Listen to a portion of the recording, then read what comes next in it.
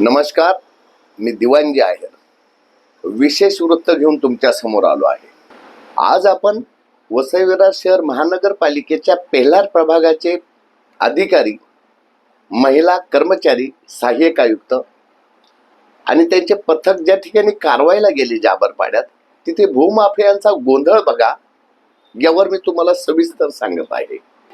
शुक्रवारी 6 फेब्रुवारी रोजी वसई विरार शहर महानगरपालिकेचे प्रभाग समिती पेल्हारचे पथक कारवाईसाठी जाबरपाडा येथे गेले होते. परंतु या ठिकाणी कारवाईस अडथळा आल्यामुळे पथक माघारी आले होते.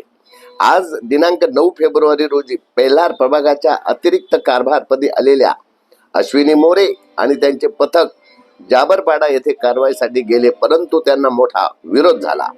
मिळालेल्या माहितीनुसार पेल्हार प्रभागाच्या अतिरिक्त सहाय्यक आयुक्त पदावर आलेल्या महिला कर्मचारी अश्विनी मोरे यांच्याशी भूमाफियांनी आणि त्यांनी जमा केलेल्या जमावाने त्यांच्यावर हल्ला करण्याचा प्रयत्न केला, तर सुरक्षा रक्षकांना देखील या ठिकाणी धक्काबुक्कीचा सामना करावा लागल्यामुळे त्यांना देखील जमावाला आवरण्यासाठी सौम्य लाठीचार्ज करण्याची वेळ आली.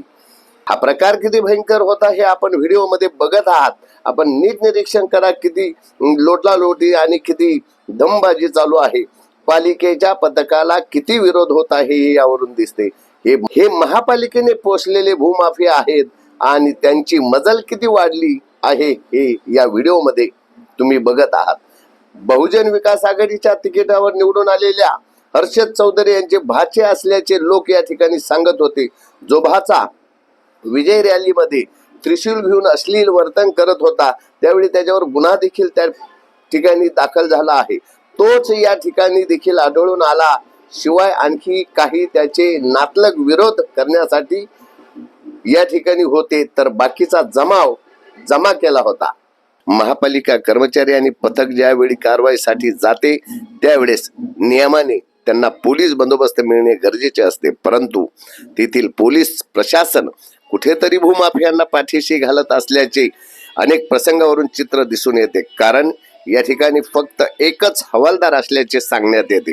मीरा भाईंदर वसई विरार पोलीस आयुक्तालयाचे पोलीस आयुक्त निकेत कौशिक यांनी पेल्हार पोलीस ठाण्यासह पालिका क्षेत्रातील इतर पोलीस ठाण्यांना देखील सूचना देण्याची गरज असून भूमाफियांना पाठीशी न घालण्याचे आदेश देण्याची खरी गरज आहे. कर्तबगार म्हणून ख्याती असलेले पोलीस आयुक्त निकेत कौशिक यांनी जातीने लक्ष देण्याची या ठिकाणी गरज आहे. पोलिसांचा वचक नसल्यामुळे या ठिकाणी कायदा सुव्यवस्था ऐरणीवर आली आहे.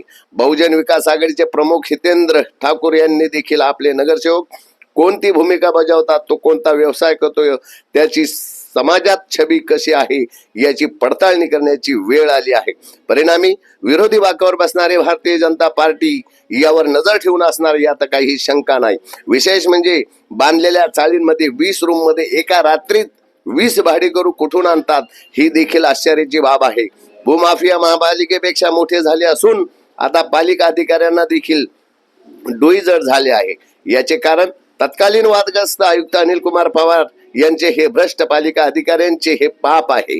त्यामुळे भूमाफियांना तीच बेलगाम वागण्याची सवय लागली असून सध्याचे पालिकेचे कर्तव्यदक्ष आयुक्त मनोज कुमार सूर्यवंशी यांनी मैदानात उतरण्याची गरज असून होणाऱ्या अनधिकृत बांधकामावर आळा घालणं हे त्यांच्या पुढील मोठे आव्हान आहे. वसई विरार शहर महापालिकेला लाभलेले अतिरिक्त आयुक्त दीपक सावंत एक जबाबदार अधिकारी आहे. मात्र सध्याच्या बांधकामाची परिस्थिती आणि भूमाफियांचे वर्तन हे देखील त्यांच्या कंट्रोलच्या बाहेर गेले आहे.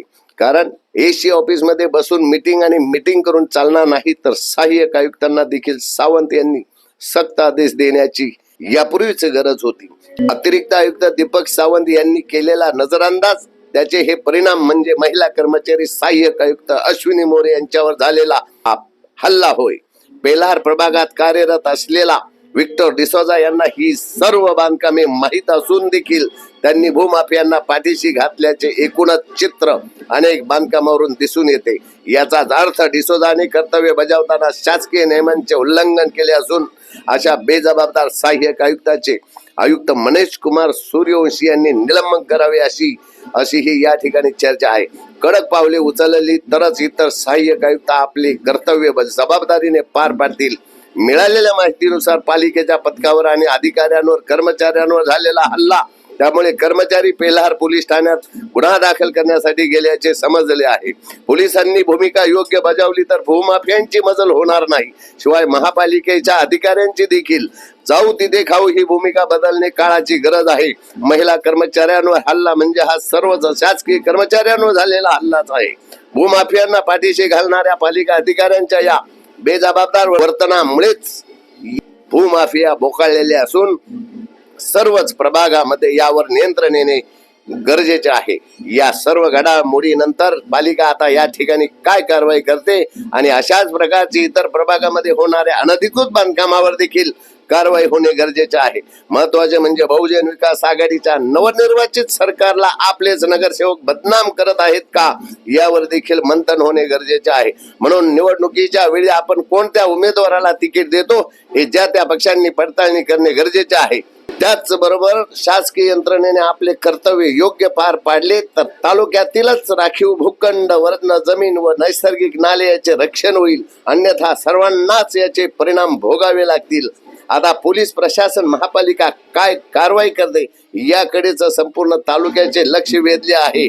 परंतु आपण व्हिडिओमध्ये बघत आहात हा भूमाफियांचा उच्छाद आणि महापालिकेला झालेला हा डोई जड डोलारा याचे परिणाम सर्वांना भोगावा लागत आहे.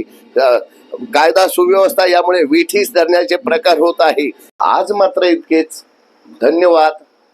जय हिंद.